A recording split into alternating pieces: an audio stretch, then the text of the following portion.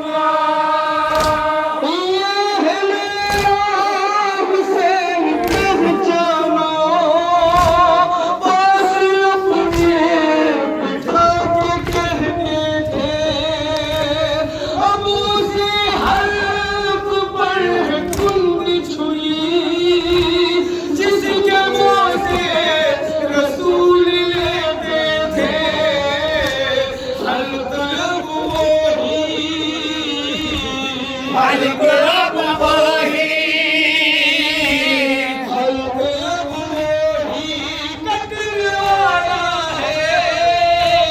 अपनी आंखों को फेर लो अम्मा, शिमर खंजर चलाने वाला है, अपनी आंखों को फेर लो अम्मा। हमीद इब्न मुस्लिम मक्तन में लिखता है कि जब मैं हुसैन के सूखे गले पर कुंद खंजर चला रहा था तो हुसैन के लब हिल रहे।